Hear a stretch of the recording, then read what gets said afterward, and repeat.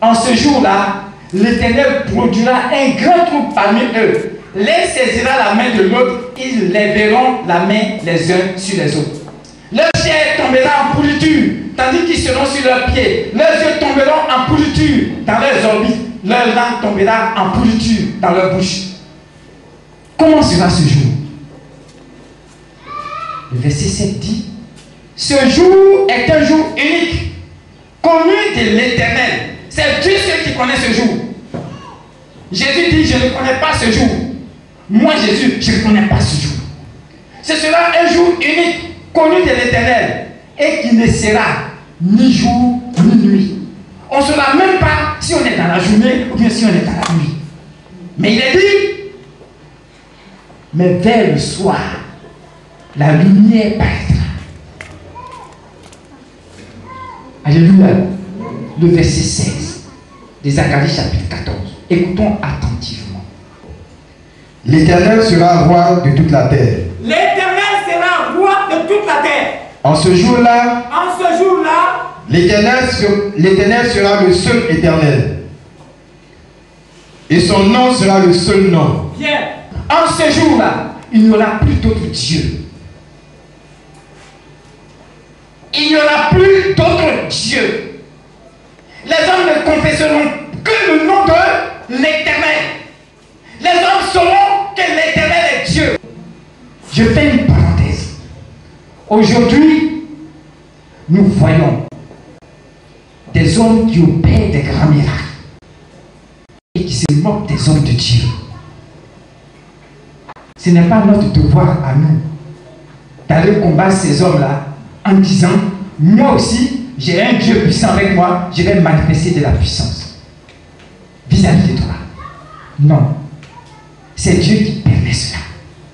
La parole de Dieu dit que le temps vient où Satan, les fils de Satan, de la perdition, vont opérer des grands miracles, des grands prodiges. Alléluia. Et si on ne fait pas attention, ils vont même tromper les élus. La foi ne vient pas de ce qu'on voit. Ce n'est pas le miracle. La foi vient de ce qu'on entend concernant Christ. Donc s'il y a des gens qui font des miracles, qui font tomber même des hommes de Dieu, qui ne sont pas intelligents et qui veulent aller combattre, Dieu ne les a pas envoyés pour ça. Il y a le temps où les ténèbres agissent et Dieu les laisse faire. Où les ténèbres manifestent leur puissance, Dieu les laisse faire. Mais nous les enfants de Dieu, c'est par la foi en Jésus. Notre foi est basée sur ce qu'on entend. Et ce qu'on entend vient la parole de Dieu. Et la parole de Dieu, c'est la Bible. Parce que la Bible est vraie. Donc nous devons demeurer dans la maison de Dieu. C'est-à-dire, notre foi doit être en Christ. Parce que le jour que l'exterminateur va sortir, que celui qui détruit va sortir, comme les enfants d'Israël en Égypte, celui qui sera au dehors sera frappé. Donc nous devons demeurer dans la parole de Dieu. Nous devons demeurer dans le Seigneur pour que le sang de l'agneau qui nous maintient dans l'alliance de Dieu fasse en sorte que nous soyons de ceux qui vont se réjouir après ce moment. Ce jour-là,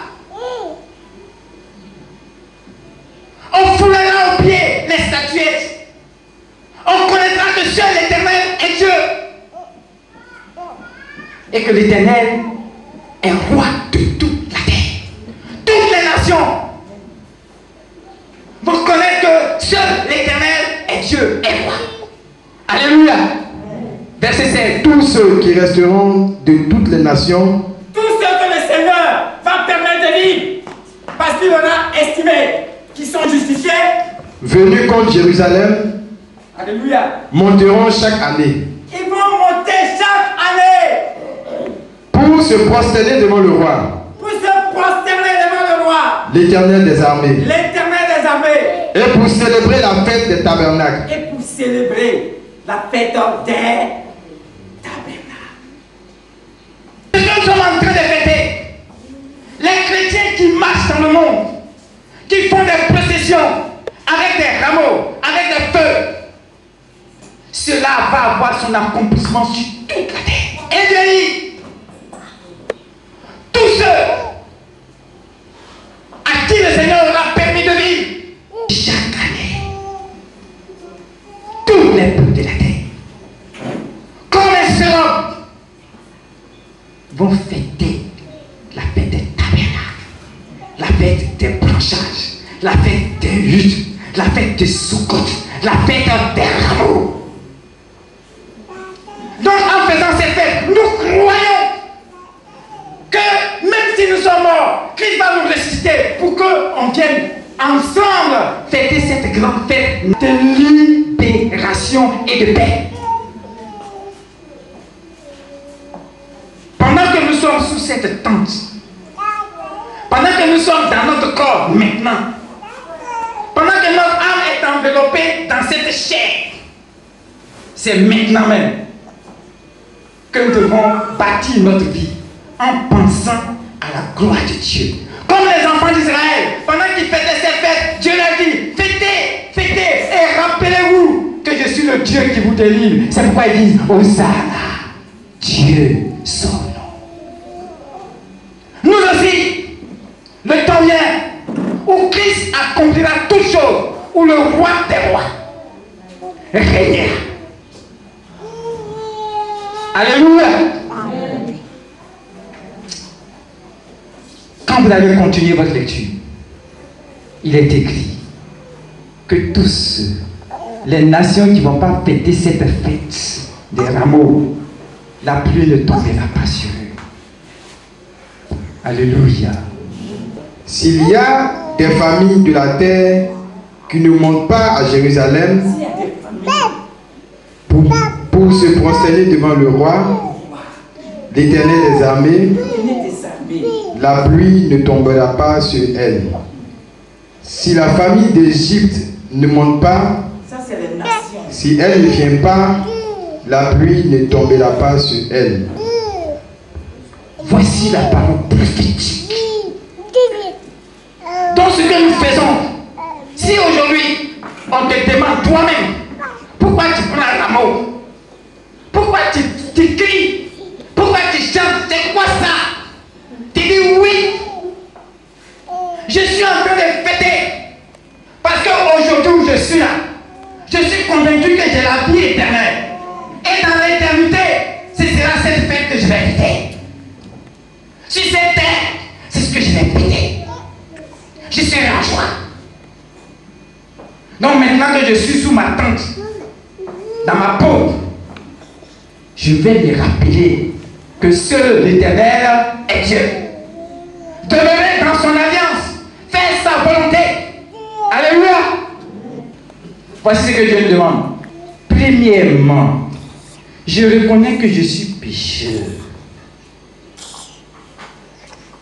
Deuxièmement, je reconnais que Dieu est amour, que Dieu m'aime. Troisièmement, je reconnais que Jésus-Christ est mort pour moi. Quatrièmement, j'invite Jésus-Christ dans ma vie parce qu'il est mon sauveur personnel. Et cinquièmement, j'ai la vie éternelle. Et c'est ce que je vais vivre. C'est pourquoi je me réjouis. Voilà. Lorsque les enfants d'Israël ont reçu Jésus-Christ à Jérusalem, ils ont vu en Jésus le roi. Et Jésus-Christ est roi. Mais il n'est pas un roi qui règne pour un temps. Il n'est pas un roi qui est élu de manière démocratique pour un mandat déterminé. Alléluia. Il est un roi qui règne éternellement. Et son règne est un règne de justice et de paix et de joie éternelle. C'est pourquoi nous pouvons dire que la fête des rameaux commémore à la fois l'entrée de Jésus à Jérusalem et sa passion et sa mort à la croix. Mais il annonce surtout que l'Éternel sera roi de toute la terre et que ses promesses se réaliseront par Jésus-Christ. Et que c'est dans la joie que tous ceux qui auront hérité la terre seront. Et c'est cette joie que nous manifestons au monde. Pour que de la même façon que les disciples qui ont cru en Jésus, ils savaient qu'ils allaient à Jérusalem. Et Jésus leur dit, envoyez-moi l'anneau. Ils ont compris que Jésus peut rentrer assis sur l'anneau. Eux-mêmes, ils sont juifs, les disciples. C'est eux qui ont mis leurs habits dessus. Eux-mêmes, ils ont reconnu que Jésus dit c'est moi. Est-ce que toi, enfant de Dieu, chrétien, chrétienne, et réellement, tu reconnais que Jésus est ton roi? Jésus est le roi, mais est-ce qu'il est ton roi?